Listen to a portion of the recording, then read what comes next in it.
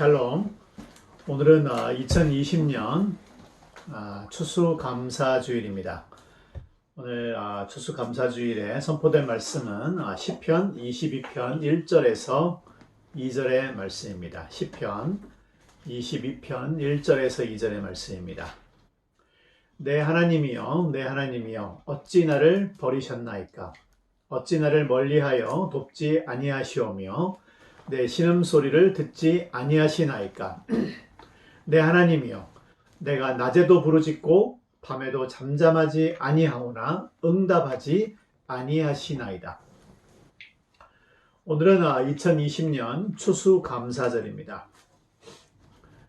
주제다시피 첫 추수감사일은 1621년 필그림들이 미국에 도착했을 때 시작이 되었습니다.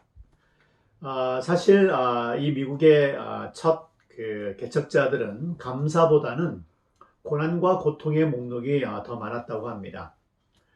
도착 후 1년 안에 원래 102명이 메이플라워를 타고 미국에 도착했는데 이 가운데 거의 반인 49명이 굶주림과 추위에 죽고 53명만이 생존했습니다. 하지만 그럼에도 불구하고 이들은 현재가 아닌 장차 나타날 영광에 먼저 감사를 드렸습니다. 이들은 자신들이 살 집보다 교회와 병원을 먼저 짓고 자신들이 살 집은 맨 나중에 지었다고 합니다. 그로부터 200년이 지난 1863년 아브라함 링컨, 여러분이 잘 아시는 그 링컨 대통령이 공식적으로 이 추수감사일을 미국의 국경일로 정했다고 합니다. 그런데 추수감사절이 국경일로 정하게 된 경위가 조금 특이합니다. 그날은 아이러니컬하게도 미국이 한창 남북 전쟁 가운데 있었던 시간입니다.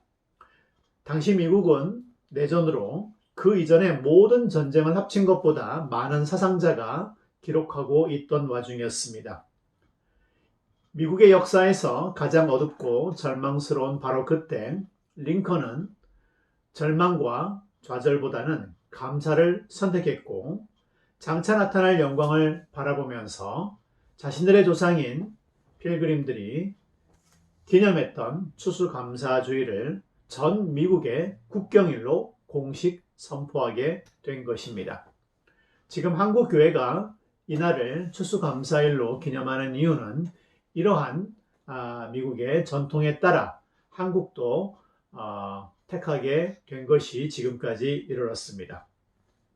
그런데 2020년 금년은 정말 우리에게 감사를 해야 될 일들이 많은 해일까요? 2020년은 시작하자마자 코로나로 전 세계가 지금도 사실상 봉쇄가 되어 있습니다. 이런 상황에서 오늘 추수감사주일은 우리에게 어떤 의미가 있을까요? 지난번에 여러분께도 말씀드린 것처럼 에스키모인들은 눈, 스노우에 관한 단어가 무려 50개, 많게는 300개가 존재한다고 합니다. 한방눈이나 쌀이눈 정도만 알고 있는 우리랑은 많이 사뭇 다르다고 말할 수 있습니다. 우리는 그 이유를 쉽게 짐작할 수 있습니다. 그만큼 그들은 눈과 함께 오래 살아왔기 때문입니다. 그런데 성경에는 찬양하다, 감사하다는 의미와 관련된 말이 또한 그렇습니다. 우리가 이스라엘 사람이 아니라서 그 모든 단어들을 다 정확하게 이해할 수는 없지만 할렐루야, 할렐루야는 영어와 한국어로 그냥 그대로 들어와 있을 정도로 감사가, 할렐루야는 하나님께, 여호와께 감사하다는 말입니다. 이 말이 영어와 한국어로 들어올 정도로 성경에는 감사라는 말이 그러한 뜻의 단어가 넘치고 있습니다. 마치 에스키모인들이 수백 개의 서로 다른 눈을 우리말로 번역하기 힘든 것처럼 우리가 하나님께 감사와 찬양을 드릴 때 이스라엘 사람들이 그 선지자들이 사도들이 사용했던 그 특정한 단어와 어휘를 정확하게 우리가 이해하는 것은 어려운 일일 것입니다. 하지만 한 가지 분명한 사실은 있습니다. 찬양과 감사에 관련된 서로 다른 수많은 단어가 성경에 존재한다는 이유는 이스라엘이 그 역사 동안에 항상 감사와 찬양 가운데 살아왔음을 보여줍니다. 하지만 이스라엘이 정말 찬양하고 감사한 일들이 많았을까요? 우리가 조금만 돌이켜 보아도 그들은 이집트에 노예로 있었을 때부터 시작해서 2000년 홀로코스트를 거칠 때까지 오히려 고통과 고난 가운데 살아왔던 민족임을 알 수 있습니다. 반면 우리말에는 감사와 찬양에 관련된 어휘가 생각 외로 많이 부족함을 깨달을 때 이 부분은 우리가 감사의 생활에 쉽게 익숙하지 않았음을 보여줍니다. 성경에 나타난 기도를 몇 개 살펴보겠습니다. 성경에 나타난 모든 기도는 사실 감사와 찬양으로 시작합니다. 어떤 종류의 기도이든 감사와 찬양으로 시작합니다. 오늘 말씀인 시편 22편을 예로 들어보겠습니다. 이 시편은 가장 대표적인 메시아 시편 가운데 하나입니다. 전체적인 내용이 바로 우리 주 예수 그리스도의 십자가의 고난을 담고 있기 때문입니다. 예수님이 십자가에서 부르짖었던 엘리 엘리 라마 사박다니, 내 하나님 어찌하여 나를 버리셨습니까? 라는 말씀은 바로 이 시편의 1절에 해당합니다. 이 시편은 고통과 호소로 시작하는 기도 같습니다. 하지만 그렇지 않습니다. 우리 한글 성경의 시편을 보면은 작은 글씨로 표시되어 있는 부분이 있습니다. 우리는 그것을 표제어라고 합니다. 이 시편을 예를 들자면은 다음과 같은 작은 글씨로 표제어라고 기록되어 있습니다. 22편은 지휘자를 따라 새벽 암사슴의 가락으로 부르는 다윗의 노래라는 제목으로 표제어가 붙어 있습니다. 하지만 원래 히브리 성경에는 그것이 표제어가 아닙니다. 이 부분이 시편 22편의 사실 1절입니다. 따라서 내 하나님 어찌하여는 2절에 해당합니다. 따라서 우리는 이 시편이 지휘자를 따라라는 말로 시작함을 알 수 있습니다. 히브리어로 이 말은 람나제아크라는 말입니다. 이 말은 두 가지 단어의 합성어인데 우리가 흔히 성가대 지휘자라고 번역하지만은 원래 그러한 뜻이 아닙니다. 이 시작인 메나제아크라는 말은 승리자라는 뜻입니다. 빅토라는 뜻이에요. 컨커러입니다. 나자크라는 동사에서 나왔는데 영어의 표현은 리더랑은 조금 다릅니다. 승리자, 정복자라는 뜻입니다. 따라서 시편 22편은 다음과 같이 시작하고 있습니다. 승리자, 정복자를 위하여 부르는 다윗의 노래라는 뜻입니다. 이 시편은 고통과 고난의 시가 아닌 승리자를 위한 노래인 것입니다. 비록 고통과 괴로움 가운데 하나님께 호소하고 있지만은 이 시편의 저자는 하나님께 찬양과 감사로 승리를 주실 하나님께 감사와 찬양으로 이 시를 시작하고 있음을 알 수 있습니다. 우리가 이 시편을 메시아 고난의 시편이라고 부르지만은 사실상은 승리자이신 예수님을 죽음에서 부활시키실 승리자이신 하나님을 찬양하며 감사하는 시편임을 알 수 있는 것입니다.